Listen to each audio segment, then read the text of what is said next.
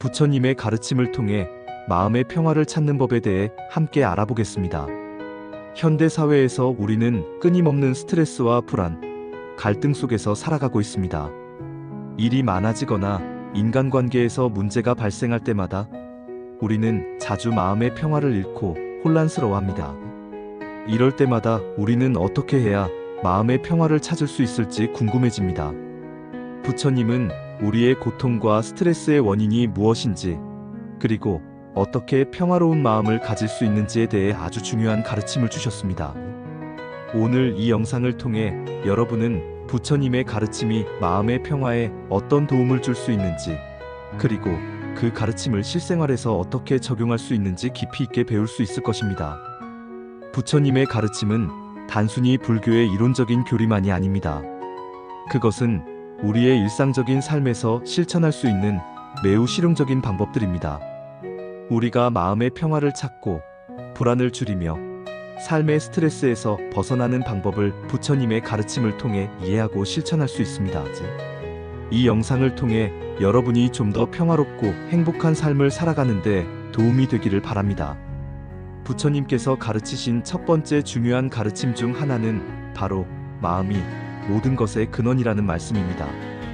마음의 평화가 무엇인지 이해하려면 먼저 우리가 마음을 어떻게 다루고 있는지, 그리고 마음이 우리의 삶에 어떤 영향을 미치는지를 깊이 고민할 필요가 있습니다.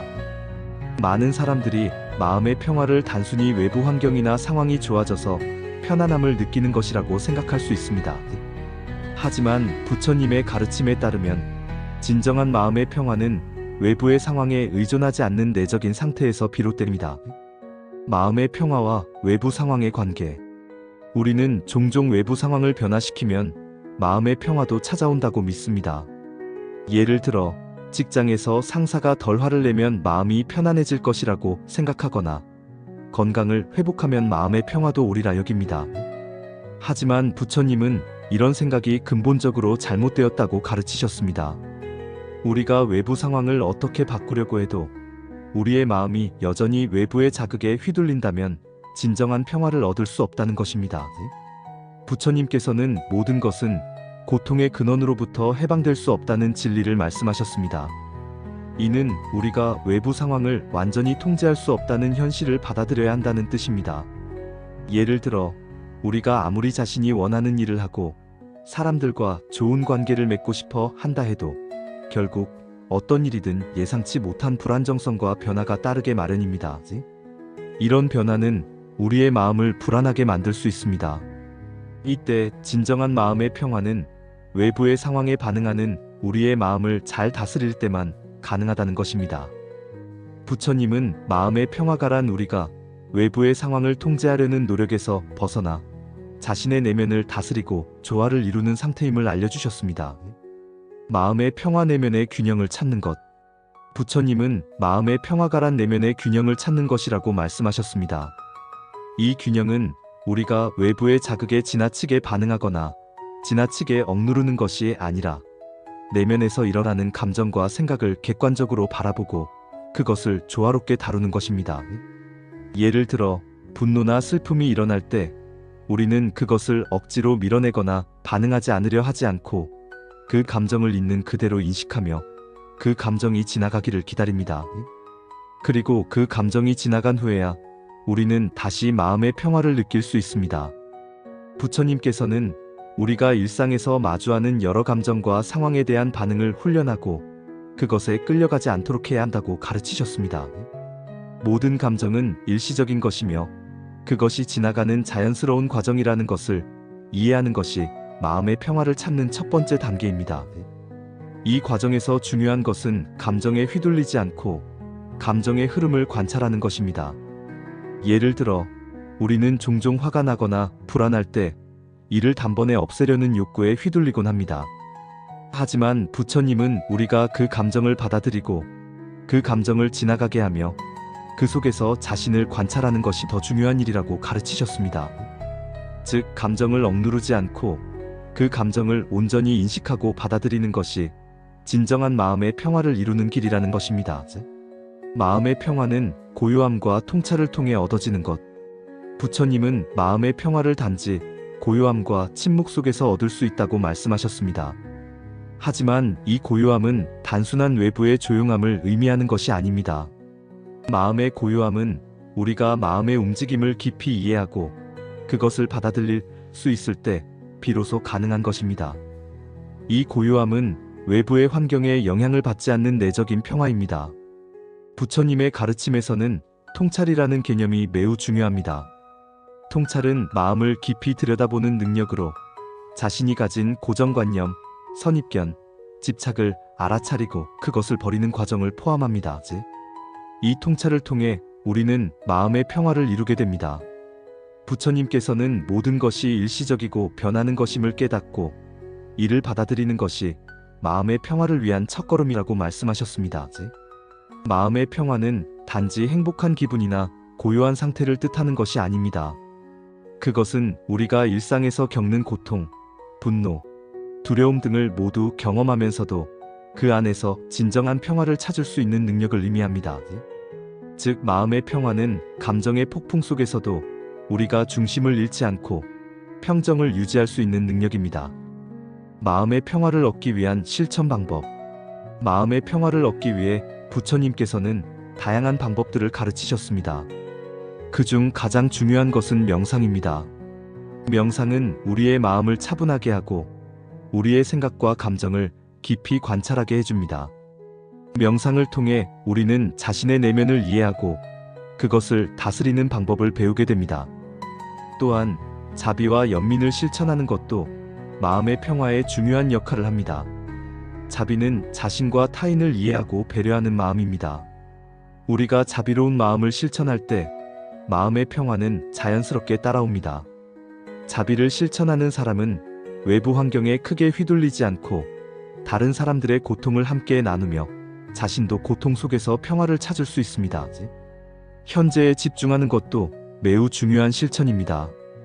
우리의 마음은 종종 과거의 후회나 미래의 불안에 사로잡히기 쉽습니다. 부처님은 지금 이 순간에 집중하라고 가르치셨습니다. 우리가 현재에 온전히 집중할 때 마음은 더 이상 과거나 미래에 갇히지 않고 자연스럽게 평온함을 느낄 수 있습니다. 부처님께서 가르쳐 주신 마음의 평화는 외부의 환경이나 조건에 의존하지 않습니다. 그것은 우리가 내면에서 스스로 만들고 다스려야 할 것입니다. 우리가 부처님의 가르침을 따라 마음을 관찰하고 고통을 이해하며 자비와 사랑을 실천하고 현재에 집중하는 법을 배운다면 우리는 어느 순간 진정한 마음의 평화를 경험할 수 있을 것입니다. 마음의 평화는 고요하고 조용한 외부 환경에서만 찾아지는 것이 아니라 내면의 변화를 통해서만 이루어질 수 있습니다. 여러분도 부처님의 가르침을 통해 자신의 마음을 잘 다스리고 진정한 평화를 찾는 여정을 시작하시기를 바랍니다. 우리의 고통은 어디서 시작되는 걸까요? 부처님은 2600년 전 그 해답을 단 한 문장으로 설명하셨습니다. 모든 것은 마음에서 비롯된다. 왜 우리는 마음을 들여다보아야 할까? 부처님께서는 마음이 청정하면 모든 것이 청정해진다고 말씀하셨습니다. 우리의 말, 행동, 삶의 방식까지도 결국 마음에서 시작됩니다. 마음속 탐욕, 분노, 어리석음은 우리가 고통을 느끼는 근본 원인입니다. 이 세 가지를 불교에서는 삼독이라고 부릅니다. 이 삼독을 알아차리고 줄이기 위해 가장 먼저 해야 할 일, 바로 마음을 관찰하는 것입니다. 마음 관찰의 시작. 마음을 관찰한다는 것은 생각을 억누르거나 멈추는 것이 아닙니다. 지켜보는 것, 알아차리는 것이 핵심입니다. 부처님께서는 있는 그대로 보라고 하셨습니다. 우리가 실천할 수 있는 가장 기본적인 방법은 호흡 명상입니다. 조용한 공간에서 편안하게 앉아들이쉬고 내쉬는 호흡을 관찰하세요. 숨이 들어올 때 지금 나는 숨을 들이쉬고 있다. 숨이 나갈 때 지금 나는 숨을 내쉬고 있다. 그저 알아차리는 연습을 하시면 됩니다. 중요한 건 판단하지 않는 것입니다. 내가 왜 이렇게 산만하지, 왜 이렇게 잡생각이 많지 자책하지 마세요.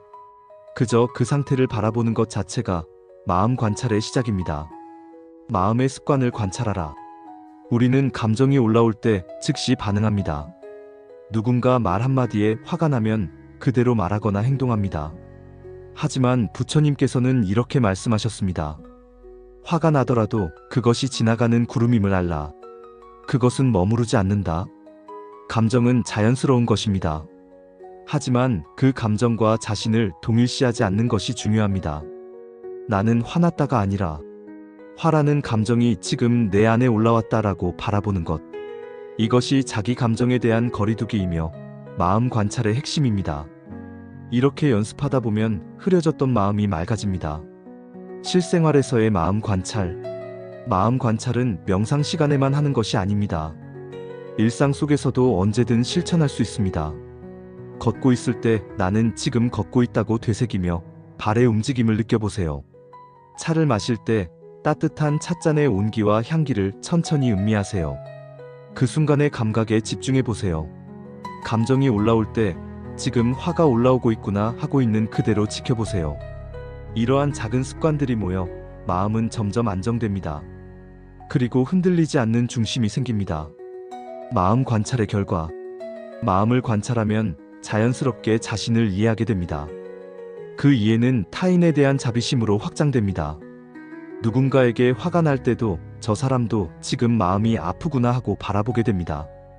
결국 마음을 관찰하는 것은 세상을 바라보는 눈을 바꾸는 것입니다. 이제 더 이상 외부 상황에 휘둘리지 않고 내면의 평화를 바탕으로 살아갈 수 있는 힘을 얻게 됩니다. 마음을 다스린다는 건 세상을 다스리는 첫걸음입니다. 부처님께서 가르쳐 주신 마음 관찰의 길 위에서 우리 모두가 평화롭고 맑은 삶을 살아가기를 진심으로 기원합니다. 마음 관찰을 통해 우리는 자신 안의 생각과 감정을 알아차리게 됩니다. 이제 두 번째 단계는 그 마음을 비우고 내려놓는 훈련입니다. 부처님께서 말씀하신 무소의 뿔처럼 혼자서 가라는 이 구절, 바로 집착과 번뇌를 내려놓는 수행의 길을 가리킵니다. 왜 내려놓아야 할까? 우리가 고통을 느끼는 이유는 무언가를 쥐고 있기 때문입니다.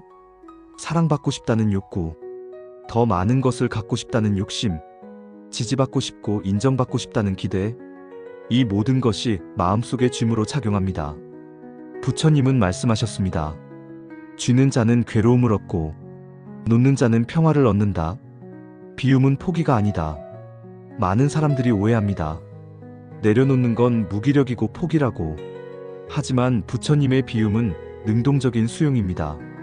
억지로 버리는 것이 아니라 이젠 더 이상 필요하지 않다는 것을 알아차리고 놓는 것입니다. 예를 들어 과거의 상처가 반복해서 떠오를 때 그 고통을 없애려고 하기보다는 이제는 그 상처에 집착하지 않겠다고 자연스럽게 보내주는 것이 바로 비움입니다. 감정도 내려놓을 수 있을까? 물론입니다. 부처님은 감정은 머물지 않는다고 하셨습니다. 그 말은 어떤 감정도 일어났다가 사라지는 무상한 존재라는 뜻입니다. 슬픔이 오래가는 이유는 우리가 그 감정을 자꾸 되새기고 붙잡고 있기 때문입니다. 그 감정이 올라왔다는 사실을 받아들이고 머물게 두고 조용히 보내주면 됩니다. 비는 내리지만 항상 머물지 않습니다. 우리의 감정도 마찬가지입니다. 관계에서도 내려놓아야 할 것이 있습니다. 가장 대표적인 것이 기대입니다. 사람은 자신이 기대한 만큼 상처받습니다. 부처님은 타인에게 의지하지 말고 자기 자신에게 의지하라고 하셨습니다. 관계 속에서 상처받은 감정을 내려놓는 방법. 그것은 상대를 바꾸려 하지 않고 내 마음을 먼저 다스리는 것입니다. 그러면 자연스럽게 관계도 평온해집니다. 현대 심리학에서도 강조합니다. 인지행동 치료나 마음챙김 치료에서도 내려놓는 마음이 중요하다고 말합니다. 특정 생각이나 감정이 들 때 그것을 붙잡고 분석하고 반응하는 대신 있는 그대로 흐르게 하라는 것이 요지입니다. 이는 부처님의 가르침과 완전히 일치합니다. 비움은 결핍이 아닌 충만이다. 많은 이들이 말합니다. 나는 아무것도 가지지 못했어. 나는 비어있어. 하지만 진짜 비움은 결핍이 아닌 자유입니다. 무언가를 붙들고 있어야 안심되는 것이 아니라 그것에서 자유로울 때 오히려 더 편안해집니다. 부처님은 말씀하셨습니다. 그대는 가진 것이 없을수록 더 자유롭다. 집착이 없을수록 더 행복하다. 실생활에서의 실천. 하루 5분. 스스로에게 이렇게 물어보세요. 지금 내가 붙잡고 있는 건 무엇인가? 무엇에 집착하고 있기에 불편한가? 어떤 감정을 보내지 못하고 있나? 그 질문에 솔직히 답해보세요. 그리고 내려놓을 준비가 되었는가를 살펴보세요. 그 순간 마음은 조금씩 가벼워집니다. 내려놓는다는 것은 버림이 아닙니다. 자신을 더 잘 이해하고 더 맑은 마음으로 살아가기 위한 선택입니다. 마음을 비우면 오히려 더 많은 것이 채워집니다. 진짜 나다운 삶, 고요한 평화, 그리고 내면의 자유가 그 빈자리에 들어옵니다. 지금 이 순간 잠시 멈추어 당신의 마음을 들여다보세요. 그리고 살며시 내려놓아 보세요. 살다 보면 누구나 이런 질문을 하게 됩니다. 왜 나는 이렇게 힘들까? 이 괴로움은 언제 끝날까? 고통은 삶의 일부입니다. 그것은 특정한 사람에게만 주어진 형벌이 아니라 살아있는 모든 존재가 마주하게 되는 공통된 현실입니다. 부처님께서는 깨달음을 얻으신 후 세상의 진실을 이렇게 선언하셨습니다. 이 세상은 괴로움으로 가득 차 있다. 이것이 바로 사성제 중 첫 번째 진리 고성제입니다. 태어남의 괴로움, 늙음의 괴로움, 병듦과 죽음의 괴로움, 사랑하는 사람과의 이별, 미워하는 사람과 함께 살아야 하는 괴로움, 원하는 것을 얻지 못하는 괴로움, 얻은 것을 잃어버리는 괴로움. 이 모두가 삶이 곧 고통이라는 진실을 말해주는 것입니다. 하지만 부처님은 여기서 멈추지 않으셨습니다. 이 괴로움이 어디서 비롯되었는지를 밝히셨습니다. 바로 두 번째 진리, 집성제입니다. 고통은 원인이 있어서 생긴다는 것입니다. 그 원인은 바로 집착입니다. 우리는 끊임없이 무언가를 바라며 기대하고 그것에 집착합니다. 그것이 사람일 수도 있고 돈일 수도 있고 인정이나 사랑일 수도 있습니다. 이대로 영원했으면 내 뜻대로 되어야만 해. 절대로 잃고 싶지 않아. 이러한 마음이 커질수록 고통 또한 깊어집니다. 그러나 세상은 변합니다. 무상합니다. 영원한 것은 없고 모든 것은 조건 따라 생기고 조건 따라 사라집니다. 이것이 바로 부처님께서 깨달으신 연기법의 핵심입니다. 우리가 기대한 것이 무너졌을 때 실망하고 사랑하는 사람을 잃었을 때 상실감에 괴로워하고 미래를 통제할 수 없을 때 불안해지는 이유는 바로 집착 때문입니다. 고통을 피하려 애쓰는 삶은 결국 더 큰 고통을 불러옵니다. 부처님께서는 말씀하셨습니다. 고통은 피할 수 없다. 그러나 고통을 바라볼 수 있는 용기에서 자유는 시작된다. 고통을 억누르거나 부정하지 말고 그 고통이 왜 생겼는지를 정직하게 들여다보아야 합니다. 자신의 마음을 바라보며 이렇게 물어보세요. 나는 지금 무엇을 집착하고 있는가? 이 괴로움은 어디에서 비롯되었는가? 이렇게 스스로를 관찰하고 고통의 근원을 이해하는 과정이 바로 깨달음의 시작입니다. 고통은 나를 공격하려는 것이 아닙니다. 나를 깨어나게 하기 위한 메시지일 수 있습니다. 괴로움을 관찰하면 그 괴로움이 영원하지 않다는 사실도 함께 보이기 시작합니다. 슬픔도 외로움도 분노도 모두 지나갑니다. 부처님께서 가르치신 네 가지 진리, 사성제의 구조는 이렇게 이어집니다. 괴로움이 있다. 그 원인이 있다. 그 괴로움은 소멸할 수 있다. 그리고 그 소멸로 가는 길이 있다. 우리가 지금 겪는 고통은 결코 무의미한 것이 아닙니다. 그 고통의 본질을 정확히 이해하고 그 원인을 직시하며 거기에서 자유로워지고자 하는 마음이 있다면 이미 우리는 부처님의 길을 걷고 있는 것입니다. 지금의 괴로움이 당신을 무너뜨리는 것이 아니라 당신을 더 깊이 있는 사람으로 성장시키는 과정임을 기억하세요. 고통의 본질을 이해하는 것은 단순히 철학적인 사유가 아니라 삶의 방향을 바꾸는 깊은 통찰입니다. 부처님께서 걸어가신 그 길 위에서 우리 또한 천천히 그러나 분명하게 평화의 자리로 향할 수 있습니다. 마음은 끊임없이 움직입니다. 아침에 눈을 뜨자마자 우리는 생각으로 가득 찬 채 하루를 시작합니다. 오늘 일정이 뭐였지? 그 사람 말이 너무 기분 나빴어. 왜 나는 항상 이렇게 되는 걸까? 이런 생각들은 자동으로 흘러나오고 우리는 대부분의 시간을 그 흐름에 휘말린 채 살아갑니다. 부처님께서는 말씀하셨습니다. 모든 것은 마음에서 비롯된다. 그렇기에 마음을 관찰하는 일은 고요한 명상실 안에서만 이루어지는 특별한 수행이 아니라 일상의 모든 순간 속에서 실천할 수 있는 가장 현실적인 가르침입니다. 예를 들어봅니다. 출근길 지하철 안 누군가가 당신을 밀고 지나갑니다. 그 순간 화가 치밀어 오르죠.